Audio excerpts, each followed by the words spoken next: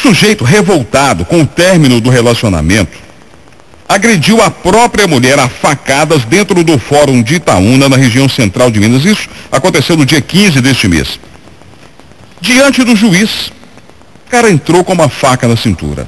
Ele não respeitou a casa da lei, não respeitou o juiz que presidia aquela audiência. Enfim, não respeitou sequer a vida da companheira, da mãe dos filhos dele. Meteu a faca no pescoço dessa mulher. Por sorte, ela ainda está internada em estado grave, mas conseguiu sobreviver às agressões. O senhor, como presidente da Associação dos Magistrados, conheço o Dr. Herbert há mais de 20 anos. O Dr. Herbert ainda estava no interior quando eu o conheci. Sei da trajetória dentro da magistratura e sei da sua preocupação. Como é que o senhor vê um evento, uma ocorrência dessas na frente de um juiz? É lamentável, Valdir. Primeiro, agradecer a oportunidade de estar aqui, mas eu, na qualidade de presidente da associação, fiz inclusive a publicação de uma nota pública, exatamente demonstrando a indignação da Associação dos Magistrados Mineiros diante desse lastimável fato ocorrido, sim, à luz do dia, no Fórum de Itaúna. E isso, como eu deixei claro na nota que publiquei, isso coloca em risco não só o cidadão que frequenta o fórum, que vai à busca de justiça, como aqueles que lidam na justiça do dia a dia, o juiz, o promotor, o defensor, o advogado.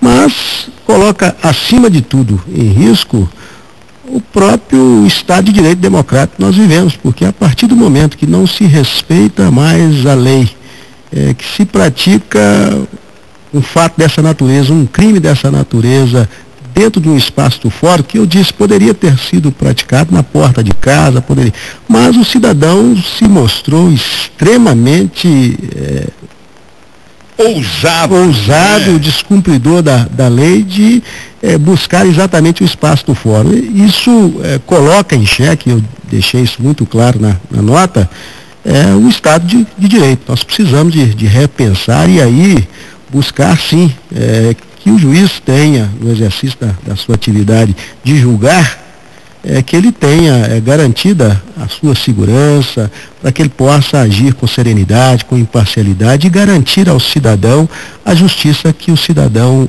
merece e busca no espaço do fórum. Então é lastimável, nós estamos denunciando essa situação dessa natureza, é a primeira que ocorre dentro do espaço de fórum. Mas a vulnerabilidade dos fóruns de Minas Gerais, isso é uma constatação de longa data. Eu disse e repito, nós temos 296 comarcas no estado, algumas com mais de uma unidade de prédio de fórum, né? Como o caso de Belo Horizonte. Mas em toda a comarca tem um prédio de fórum. Eu posso te garantir hoje que 70% dos fóruns existentes nas comarcas não tem o mais mínimo esquema de segurança. O acesso, eu tive uma oportunidade recente, numa viagem que fiz ao noroeste do estado, passando por Jacinto, entrei no fórum à luz do dia, 2 horas da tarde, sem que ninguém buscasse me identificar. Fui até próximo à sala do juiz, do promotor, ninguém me identificou. Quer dizer, e assim qualquer cidadão tem esse acesso sem controle nenhum no espaço de fórum. O que coloca em risco, eu tenho frisado isso, o que coloca em risco a segurança de nós todos, e nesse caso de Itaúna, que ficou bem claro, foi isso. Nós não estamos buscando só a defesa ou a garantia da segurança do juiz, do promotor e não nos preocupando com o cidadão, não. Não, estamos nos preocupando inclusive com aquele que busca a justiça no fórum, o cidadão que frequenta o fórum diariamente. Nós precisamos de pensar, e eu fiz manifestação nesse sentido, precisamos de buscar lei específica que garanta segurança para todos que trabalham dentro do fórum, que garantem e distribuem a justiça, como para os cidadãos que frequentam o fórum. E isso, quando eu digo lei específica, é porque, naturalmente, para dotar o fórum hoje, dentro da tecnologia que temos, é preciso que haja recurso, é preciso que haja dinheiro para que isso seja feito. Então é preciso de lei específica que faça essa previsão. Primeiro de dizer o modelo de segurança que nós queremos para o fórum e depois de fazer a devida previsão orçamentária e financeira para o enfrentamento dessa situação. Nós não temos a ilusão de que teremos recurso com essa lei pela qual estamos pugnando, para atendimento imediato e garantia de segurança para todos os fóruns. Mas haveremos de fazer uma escala, até mesmo enfrentando os casos que temos noticiado mais recentes de falta de segurança, para que ao longo de um tempo médio e de longo prazo, a gente possa ter sim em Minas Gerais, como tem no Rio de Janeiro, mais garantia dentro dos prédios de fórum. Doutor, quando o senhor fala com a certeza de quem conhece, eu fico aqui pensando e analisando todas as suas palavras e me colocando como um comunicador de rádio e de televisão que tem uma grande preocupação. Eu cobro todos os dias aqui mudanças no Código Penal. Eu sei que o senhor é tido como um juiz muito justo e em alguns momentos até eu já usei essa frase, o senhor disse, não sou isso não, é um caneta pesada dentro do judiciário. O senhor disse, não, eu procuro apenas trabalhar com a lei. E eu cobro mudanças no Código Penal e também no Código de Processo Penal, porque eu entendo que esse tipo de crime e outros crimes acontecem porque o camarada não tem medo da dureza da lei. Ele não tem medo de uma pena rigorosa, porque ele sabe que essa pena não vai existir. E eu digo mais, um juiz quando manda colocar um criminoso nas ruas, não é porque o juiz é bonzinho, nem porque o criminoso tem um olho mais bonito que o outro, não. É porque o juiz trabalha com a letra fria da lei. O juiz não é bonzinho, não. O juiz tem que ser justo, tem que ser perfeito nas coisas dele. Mas quando o camarada bota uma faca na cintura e diante de um juiz ele agride a ex-mulher e tenta matá-la, ele tentou matar não só aquela mulher, mas tentou matar a lei, tentou matar a sociedade, ele tentou matar a todos nós com sua atitude. E o que o senhor acha que tem que ser feito? O senhor acha que nós temos que mudar o Código Penal? O senhor acha que as leis têm que ser mais pesadas? Ou o senhor acha que elas estão de bom tamanho, a aplicação é que não está correta? Laudívio, eu tenho inclusive participado em Brasília das discussões não só do Código Penal, do projeto do Código Penal, mas também do projeto de Código de Processo Penal. Com relação ao Código Penal, o modelo que está posto, está em discussão no Congresso, particularmente eu tenho alguma reserva com relação a ele, porque vi a proposta como uma proposta que faz uma predileção, e na minha modesta visão equivocada, por um aumento da utilização da pena privativa de liberdade desenfreadamente. Basta dizer que nós sairemos hoje de 350 crimes previstos no Código Penal, passaremos a ter 540 crimes previstos. E eu diria 85% desses crimes com apenamento de pena privativa de liberdade. Como se no Brasil a pena privativa de liberdade fosse uma situação e uma solução bem resolvida. Nós sabemos que não é. Basta dizer que temos 550 mil presos hoje no Brasil, com um déficit de vagas de mais de 250 mil vagas. Desses 550 mil, eu diria que apenas 45 mil presos têm alguma atividade, exerce algum trabalho dentro do presídio. Menos de 30 mil presos estudam dentro dos estabelecimentos prisionais que se encontram, e a reincidência é evidente, nós sabemos disso. O cidadão que experimenta a cadeia no Brasil hoje e sai dela, ele naturalmente se qualifica para o crime. Ele pratica sempre um crime mais grave depois que passou por esse sistema prisional falido. Então eu tenho a minha reserva com relação ao que se pretende com o Código Penal, aumentando só a pena privativa de liberdade, a quantidade de pena privativa de liberdade. É uma discussão que merece reflexão. Eu sou mais da linha de pensarmos, para os crimes de pequeno e médio potencial ofensivo, aumentarmos até a quantidade de crimes e aumentarmos até a quantidade de pena é passível, por exemplo, de pena alternativa, desde que ela fosse bem trabalhada no Brasil. Isso comprovadamente tem mostrado que quando se aplica bem uma pena alternativa para os chamados crimes de pequeno e médio potencial ofensivo, não foi cometido com violência, a pena não é superior a 4 anos, o cidadão não é reincidente, quando ele tem uma oportunidade de uma prestação de serviço bem fiscalizada, ele não comete a criminalidade mais grave. Mas aí o senhor está falando do criminoso, o senhor não está falando do bandido, né? Não, o bandido, naturalmente, eu acho que é preciso de sim ser tratado com rigor, que a lei brasileira já impõe. O que nós não temos, e foi parte da sua colocação inicial, é um sistema punitivo que garanta a eficácia da execução da pena. Hoje, boa parte dos cidadãos que estão presos tem quase a certeza de que uma hora vai surgir uma oportunidade de ganhar o benefício de não voltar, de sair, às vezes, pela porta da frente, de fugir e se furtar ao cumprimento da lei. Com todas essas dificuldades que eu estou dizendo, quem está dentro, Laudívio, não é possível se conviver, se aceitar hoje que você tem uma massa de 550 mil homens dentro de um sistema, que você deixe mais de 450 mil deles em completa ociosidade.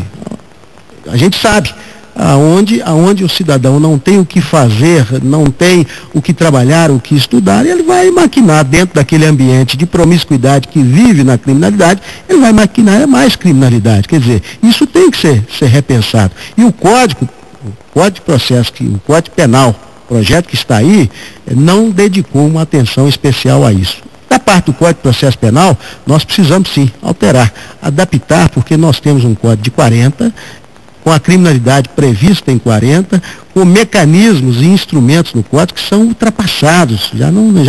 Hoje nós temos que trabalhar com a tecnologia. Até o crime já trabalha com a mais alta tecnologia. Nós temos que trabalhar com o processo eletronizável, trabalhar com processo virtual, entendeu? Para agilizar, fazer uma integração, sim, também virtual, hoje, dos bancos de dados, da Polícia Civil, com a Polícia Militar, com o Ministério Público, com a Defensoria Pública, com o Judiciário. Quer dizer, nós não temos isso, ainda estamos trabalhando na era do papel, mandando ofício para lá e para cá. E o Código de Processo Penal precisa ser modernizado para enfrentar essa criminalidade da qual nós estamos tratando. Doutor, eu sempre gosto de conversar com o senhor. O senhor sabe disso, porque muito mais que um desembargador e um jornalista, nós temos um laço de amizade de muitos anos. E eu aprendo muito conversando com o doutor Herbert, aprendo muito conversando com o doutor Vanderlei Salgado de Paiva, com o doutor Nelson Messias, que também são 2 desembargadores. E aí eu começo a perceber nas suas palavras a preocupação com a figura do juiz, com a figura daquele que representa a lei. Recentemente, por exemplo, em Contagem, bandidos durante a madrugada entraram lá e levaram armas. Foi um corre-corre daqui, um corre-corre de lá. No interior de Minas, também recentemente, o ano passado, colocaram fogo no fórum na tentativa de queimar processos, de destruir provas. Uma justiça com medo é uma justiça? Definitivamente não, Laudívio. Eu posso dizer o seguinte, sempre foi a minha preocupação nos meus modestos 20 anos de judicatura, sempre de defender a prerrogativa do juiz como uma garantia do Estado de Direito, porque é onde você tem um juiz trabalhando com tranquilidade, é onde você tem um juiz que tem condição de exercer a função dele, que é uma função grave, que é de julgar com independência funcional, garantido para ele essa questão da segurança tão grave, nós estamos aí garantindo a cidadania. É o Estado de Direito que se impõe à sociedade que vive com a tão sonhada paz social. E isso é atividade da justiça, atividade do juiz fazer, mas ele precisa de ter essa tranquilidade com a qual nós estamos tratando, da qual nós estamos tratando aqui, para que possa exercer a sua função. É condição, e nós sabemos disso, aliás, a Itatiaia tem nos ajudado muito nisso, E agora, de uma maneira muito especial, à frente da associação, eu pretendo, ao longo dos 3 anos que estarei à frente da associação, não só levar ao conhecimento da sociedade, esclarecer a sociedade o quanto é importante a atividade do juiz, o quanto é importante ela saber que o juiz é uma pessoa que se dedica integralmente à sua atividade, que vive trabalhando sábado, domingo, não tem hora de sair do fórum, tem hora de chegar, mas não tem hora de sair dos fóruns para dar conta de uma avalanche de processos que só aumenta a cada dia que passa.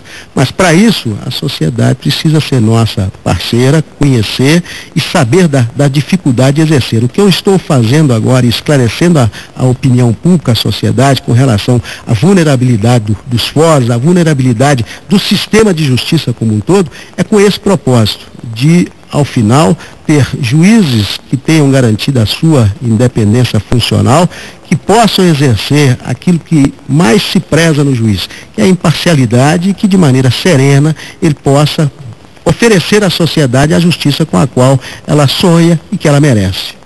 Doutor Herbert, eu sei que o senhor tem compromisso, quero agradecer muitíssimo a sua vinda, por ter nos atendido mais uma vez aqui no Chamada Geral e nos colocar à disposição, não só da AMAGES, que é a Associação dos Magistrados, mas de todos os juízes, nos colocar à disposição daqueles que são responsáveis pela aplicação da lei. Porque o que eu mais faço no microfone da Itatiaia é criticar as nossas leis, é criticar a aplicação das leis, mas entendendo que o juiz trabalha com o que a lei oferece.